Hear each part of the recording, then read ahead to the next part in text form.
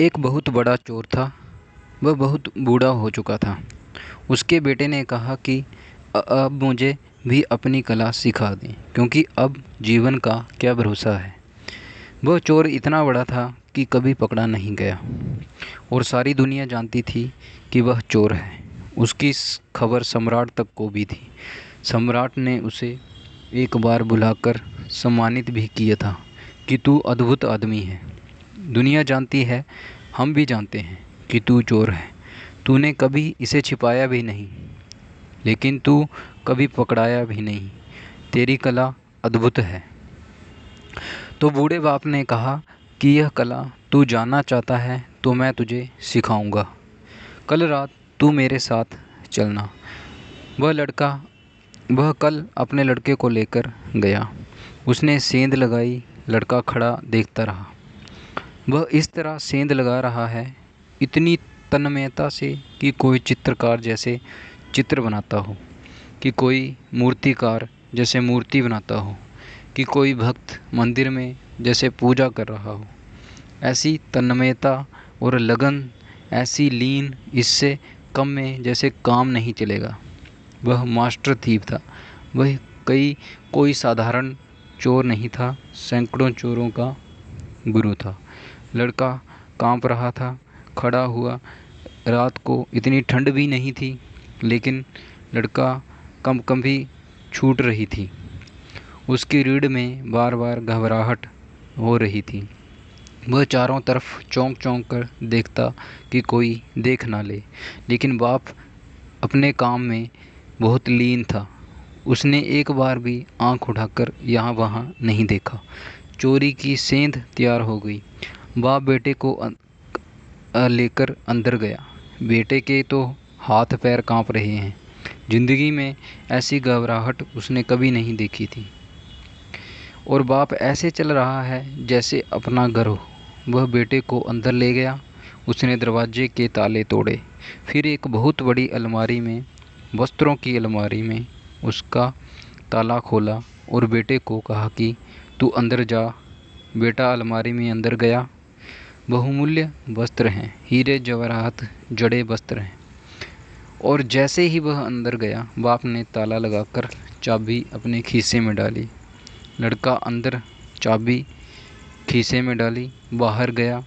दीवार के पास जाकर जोर से शोरगुल मचाया, चोर चोर, और सेंध से निकलकर अपने घर चला गया।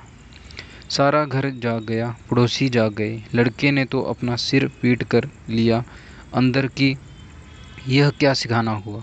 मारे गए, कोई उपाय भी नहीं छोड़ गया। बाप निकालने का चाबी भी साथ ले गया, ताला भी लगा गया। घर भर में लोग घूम रहे हैं, सेंध लग गई है और लोग देख रहे हैं, पैर के चिन्ह हैं। नौकरानी उस जगह तक आई जहां अलमारी में चोर बंद है। उसे कुछ नहीं सूझ रहा, क्या करें। बुद्धि काम नहीं देती। बुद्धि तो वहीं काम देती है अगर जाना माना हो, किया हुआ हो। बुद्धि तो हमेशा बासी है, ताजे से बुद्धि का कोई संबंध नहीं। यह घटना ऐसी है, इतनी नई है कि ना तो कभी की, ना कभी सुनी, ना कभी पढ़ी, ना कभी किसी चोर ने पहले कभी की है कि शास्त्रों में उल्लेख हो। कुछ सूझ नहीं रहा। बुद्धि बिल्कुल बेकाम हो गई। जहाँ बुद्धि बेकाम हो जाती है, वहाँ भीतर की अंतर चेतना जागती है। अचानक जैसे किसी ऊर्जा ने उसे पकड़ लिया और उसने इस तरह आवाज़ की जैसे चूहा कपड़े को कुतरता हो।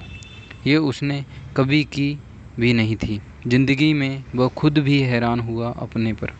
नौकरानी चाबियां खोज कर लाई। उसने दरवाज़ा खोला और दिया लेकर उसने भीतर झांका कि चूहा है शायद। जैसे उसने दिया लेकर झांका, उसने दिए को फूंक मारकर बुझाया, धक्का देकर भागा, सेंध से निकला। 10-20 आदमी उसके पीछे हो लिए। बड़ा शोरगुल मच गया, सारा पड़ोस जग गया। वह जान छोड़कर भागा। ऐसा वह कभी भागा नहीं था। उसे यह समझ में नहीं आया कि भागने वाला मैं हूँ, जैसे कोई और ही भाग रहा है। एक कुएं के पास पहुंचा। एक चट्टान को उठाकर उसने कुओं में पटका। उसे यह भी पता नहीं कि यह मैं क्या कर रहा हूँ, जैसे कोई और करवा रहा है। चट्टान कुओं में गिरी। सारी भीड़ कुओं के पास खड़ी हो गई। समझा कि चोर कुओं में कूद गया। वह झाड़ के पीछे खड़े होकर सुस्ताया, फिर घर गया। दरवाजे पर दस्तक दी। उसने कहा, आज इस बाप को ठीक करना ही पड़ेगा। यह सिखाना हुआ। अंदर गया। बाप कंबल ओढ़े आराम से सो रहा है। उसने कंबल खींचा और कहा कि क्या कर रहे हो? वह तो गुर्राटे ले रहा था। उसने जगाया। उसने कहा कि यह क्या है, मुझे मार डालना चाहते हैं? बाप ने कहा, तू आ गया, बाकी कहानी सुबह सुन लेंगे। मगर तू सीख गया, अब सिखाने की कोई ज़रूरत नहीं। बेटे ने कहा, कुछ तो कहो, कुछ तो पूछो मेरा हाल, क्योंकि मैं सो ना पाऊँगा। तो बेटे ने सब हाल बताया कि ऐसा ऐसा हुआ। बाप ने कहा, बस तुझे कला आ गई, तुझे आ गई कला।